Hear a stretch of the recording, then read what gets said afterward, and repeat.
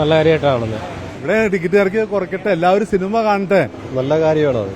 ഞാൻ സിനിമക്കൊന്നും പോയില്ല ചേട്ടാ. കമ്പാരിറ്റീവ് എല്ലാവർക്കും ബെറ്റർ അല്ലേ? അല്ലാതൊരു നല്ലൊരു 200 മുകളിൽ പോയി കഴിഞ്ഞപ്പോൾ എല്ലാവർക്കും പോയി കാണാനൊക്കെ ഒരു പ്രയാസം വരും. കർണാടകയിൽ വന്ന പോലെ തന്നെ ഇവിടെയും വരണമെന്നാണ് എന്റെ ശക്തമായ ഒരു അഭിപ്രായം. ഈ കർണാടകയിലും പുതിയ മാറ്റം, അതിന്റെ ഗുണങ്ങളൊക്കെ മനസ്സിലാക്കി കേരളത്തിലും അത്തരത്തിൽ എന്തെങ്കിലും മാറ്റം വരുമോ എന്ന് നമുക്ക് നോക്കാം. ടിക്കറ്റ് നിരക്കിനെ കുറിച്ചും സ്നാക്സിന്റെ വിലയെക്കുറിച്ചും ഒക്കെ പ്രേക്ഷകർ ഇങ്ങനെ സന്ദേശങ്ങളിലൂടെ അറിയിച്ചുകൊണ്ടിരിക്കുകയാണ്. പൊതുജനത്തിന് എന്താണ് പറയാനുള്ളതെന്ന് നമുക്കൊന്ന് നോക്കാം. ഈ കേരളത്തിലെ സിനിമാ ടിക്കറ്റ് നിരക്കുമായി ബന്ധപ്പെട്ട് അവർ പ്രതികരിക്കുകയാണ്. പൊതുജനം പറയുന്നത് കേൾക്കാം. നല്ല കാര്യമായിട്ടാണ് ഏകീകരിക്കുന്നത്. അല്ല, അപ്പൊ എല്ലായിടത്തും ഒരുപോലെ ആക്കണമായിരിക്കും നല്ലത്. ഇവിടെ ടിക്കറ്റ് ഇറക്കി കുറയ്ക്കട്ടെ, എല്ലാവരും സിനിമ കാണട്ടെ. കൂടുതൽ ആഘോഷിച്ച് എല്ലാവരും സിനിമ കണ്ട് എന്നിട്ട് കുറച്ച് കഴിയുമ്പോൾ കൂട്ടട്ടെ, എല്ലാവരും തിയേറ്ററിലേക്ക് എത്തട്ടെ. നല്ല കാര്യമാണ് അത്. എല്ലാ ജനങ്ങൾക്കും ഉപകാരപ്പെടുന്ന കാര്യമാണ്. നല്ല കേരള സർക്കാരും ആ നിയമം കൊണ്ടുവരണം. ഞാൻ സിനിമക്കൊന്നും പോയില്ല ചേട്ടാ. ഞാൻ അങ്ങനെ സിനിമക്കൊന്നും പോകില്ല, OTT കാണുക. അതെ, ഇവിടെ എനിക്കിപ്പം ആധികാരികമായി എനിക്ക് പറയാനൊന്നുമില്ല. ആക്ച്വലി പ്രൈസ് എന്ന് പറയുമ്പോൾ പ്രീവിയസ് ആയിട്ട് ജനങ്ങൾക്ക് പേയബിൾ ആയിട്ടുള്ളതാണ് നമ്മൾ ആഗ്രഹിക്കുന്നത്.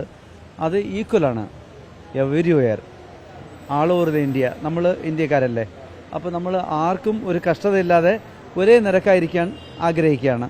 ഇത് എൻ്റെ അഭിപ്രായമാണ്. എല്ലാവർക്കും കമ്പാരിറ്റീവ് എല്ലാവർക്കും ബെറ്റർ അല്ലേ? മറ്റേ 300-400 മിനിമം കൊടുത്ത് വേണം ഈ മാളുകളൊക്കെ പോകാൻ.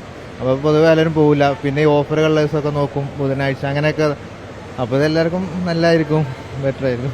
ഓക്കെ, അല്ലാതൊരു നല്ലൊരു 200 മുകളിൽ പോയി കഴിഞ്ഞപ്പോൾ എല്ലാവർക്കും പോയി കാണാനൊക്കെ ഒരു പ്രയാസം വരും. കാരണം നമുക്കൊരു ഇതുണ്ടല്ലോ, അപ്പോൾ റേറ്റ് കൂട്ടുന്നത് നമ്മൾ OTT പോകാനായിട്ടുള്ള പ്ലാറ്റ്ഫോമിലേക്ക് വിദ്യാർത്ഥികളൊക്കെ ആകർഷിച്ച് പോകാൻ സാധ്യതയുണ്ട്. അപ്പോൾ നിരക്കിലൊരു ക്രമീകരണം ഗവൺമെൻറ്റിൻ്റെ ഭാഗത്ത് ക്രമീകരണം ആവശ്യമാണ്.